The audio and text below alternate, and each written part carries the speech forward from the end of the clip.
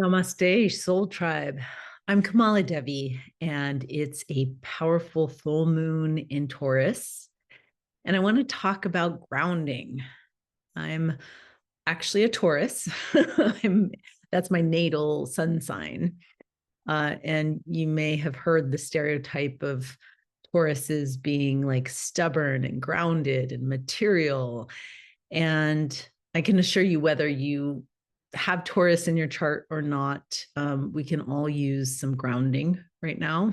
So, this is a very potent tool for anyone who likes to do meditation, shamanic journey work, like tapping into altered states.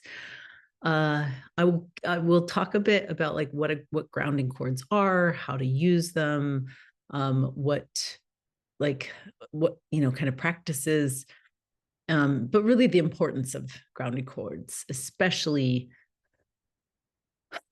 because of the work that we're all doing, scattering ourselves through screens and through, just being pulled, and with all of our attention, the demands on our attention right now, it's important to center ourselves, but also to plug into our source. And essentially, a grounding cord, and it looks different for different people with different practices. So I'll share personally my lived experience of meditating for years as a yogini. There were a lot of transcendent meditations, like connecting with oneness, like through the breath, rising up through the cosmos. And it wasn't until I entered shamanism that and all of the ascending practices are really valuable, really, really powerful. But if we want to build a sky rise, we want to actually dig just as deep into the foundation with our ground. And the reason isn't just so we can be safe and stable as we go higher, but also it's a nourishing source to release all of our stress, and anything that doesn't serve us, we can compost it, give it to the earth. So, to be more specific, whatever your centering practice is, whether that's through the breath into the heart, there's a way to get, to presence yourself, to slow down by dropping in, and through the base of the body. If you ground first, you'll come to the bottom of your breath and go beyond your lungs into the various energy centers. And the base center energetically connects us with the earth.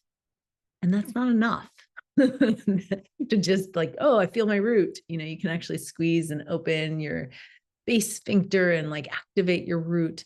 But at the tailbone, there's like a whole energetic channel, like the base of the tailbone goes into our tails. As humans, we don't have tails, but we are animals, and we can connect to our animal body, the energetic tail, like a taproot of a tree. We can send it down.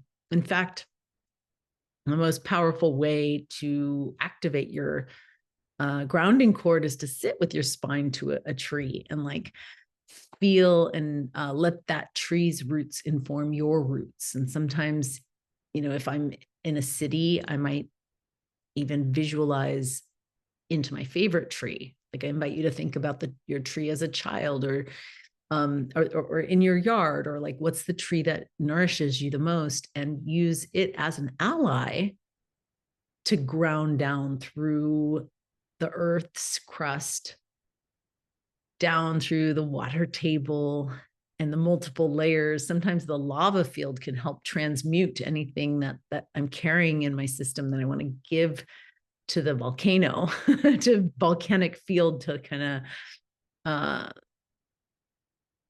help with the alchemy so I can purify myself as I go all the way towards the earth's core. And the intention here is, it's less about the visualization. It's more about allowing the energy to organically there's a wisdom in our energy. It's like when we put our attention into the earth, like it knows what to do or where to go. And sometimes the roots themselves will be very organic, like gnarling and twisting and finding their way. And sometimes it's just like a drop. Everybody's system's different, and different times call for different practices. As a very eclectic shaman, I invite people to feel what's authentic now and to experiment, to explore, but also to be like, oh, what's the truth of what my energy is doing? Not what am I trying to do? So when we tap into the earth first, it's like plugging into the source and allowing that to nourish us, so that once we're really grounded, and not until we feel that safe, secure, solid base, we start to ascend and breathing that energy up. And you feel like the chakras will open and drink and receive the energy from the earth as you travel upward. And this allows us to go into other dimensions. So like the underworld, and sometimes you can spend your whole meditation in the underworld and grounding and journeying and resourcing from those realms. That's beautiful. And if you tend to be an ascending, altered state, traveling being, that's especially important, because it helps you tether you, here now to the earth. And it helps often if we're going to these states that are so ecstatic, they can be sometimes disorienting, and we can lose ourselves, and we find our way home through the grounding cord. It's a tether and an anchor. So I'm inviting you into a practice of listening and following and opening and drinking from the earth's energy, in your own body temple, and seeing how that enriches and grounds you through your meditation. I hope that this practice inspires you this month. I hope to hear feedback about how it goes for you and what your practices are. I will say genuinely that it evolves.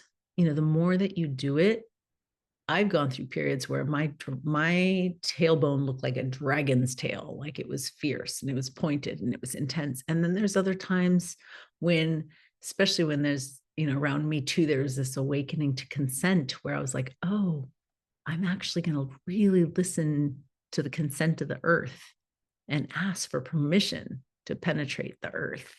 And then from there, like move at the pace that the earth would take me in.